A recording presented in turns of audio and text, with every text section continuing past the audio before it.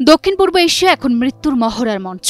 Typhoon বন্যা আঘাতে একের পর এক দেশ যেন ডুবে যাচ্ছে। প্রাকৃতিক বিপর্যয়ের ছোবলে মৃত্যুর মিছিল নিরবচ্ছিন্ন, আর ক্ষয়ক্ষতির চিত্র দিন দিন ভয়াবহ রূপ নিচ্ছে। নিহতের সংখ্যা ছাড়িয়েছে ৬০০ এবং নিখোঁজ রয়েছে শত শত মানুষ। বিপর্যয়ে পরিবার হারানো মানুষেরা খাবারের জন্য হাহাকার করছে। ৪টি দেশের গ্রাম এখন পানির নিচে, ধ্বংসস্তূপের মাঝে জীবন সংগ্রাম করছে। কোন কোন দেশে কত মানুষ হারিয়ে গেল অকালে?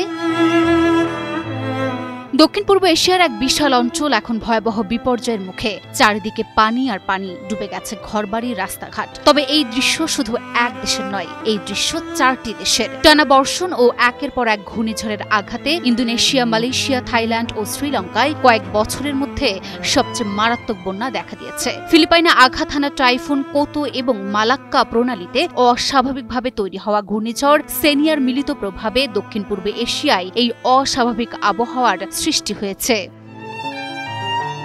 এই আবহাওয়ায় ইন্দোনেশিয়ার সুমাত্রা দ্বীপে হয়েছে রেকর্ড বৃষ্টিপাতের প্রলয়। মাত্র কয়েক ঘন্টার বন্যায় আচেহ প্রদেশে ঘর বাড়ি ভেসে গেছে, কয়েক শত মানুষ নিখোঁজ এবং মৃতের সংখ্যা ছুঁয়ে গেছে ৩০৩-এ। ২৯ নভেম্বর ইন্দোনেশিয়ার দুর্যোগ ব্যবস্থাপনা সংস্থার প্রধান সুহারিয়ান্ত জানান, শুধু ইন্দোনেশিয়াতেই মৃতের সংখ্যা বেড়ে দাঁড়িয়েছে ৩০৩ জনে এবং এই ভয়াবহ দুর্যোগে এখনও প্রায় ৩০০ জন নিখোঁজ রয়েছেন। এদিকে থাইল্যান্ডের দক্ষিণাঞ্চল বর্ষার তাণ্ডবে ধ্বংসস্তূপে পরিণত হয়েছে। শংখলা প্রদেশে পানি ৩ মিটার উচ্চতায় পৌঁছেছে, কমপক্ষে ১৪৫ জন প্রাণ হারিয়েছেন, আর ১০টি প্রদেশে প্রায় ৩.৮ মিলিয়নের বেশি মানুষ প্রভাবিত। হাতিয়াই শহরে একদিনে ৩৩৫ মিলিমিটার বৃষ্টি পড়েছে, যা ৩০০ বছরের মধ্যেই সর্বোচ্চ। হাসপাতালগুলোতে মৃতদেহ রাখার স্থান না থাকায় রেফ্রিজারেটেড ট্রাকে মৃতদেহ সংরক্ষণ করতে হচ্ছে এবং পানি নেমে আসার সঙ্গে সঙ্গে মৃতের সংখ্যা আরও বাড়ছে। দেশ জুড়ে মানবিক বিপর্যয় প্রকট রূপ নিচ্ছে।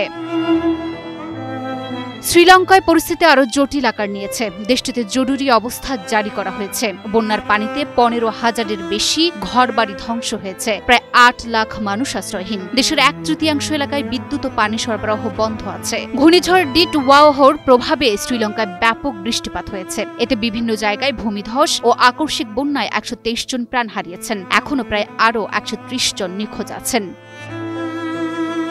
তবে শুধু এই ৩ দেশই নয়, মালয়েশিয়ার পেরলিস প্রদেশেও ব্যাপক ক্ষয়ক্ষতির ঘটনা ঘটেছে। সেখানে ২ জনের মৃত্যু হয়েছে এবং বহু মানুষ আশ্রয়কেন্দ্রে উঠেছেন। আবহাওয়াবিদদের মতে, জলবায়ু পরিবর্তনের কারণে বর্ষাকালে বৃষ্টির তীব্রতা ও অনিয়ম বাড়ছে। ফলে কোথাও হঠাৎ ক্লাউডবার্স্ট, কোথাও প্রবল ঝড় বৃষ্টি ও আকস্মিক বন্যা দেখা দিচ্ছে। ক্ষতিগ্রস্ত মানুষের সংখ্যা কয়েক কোটিতে দাঁড়িয়েছে।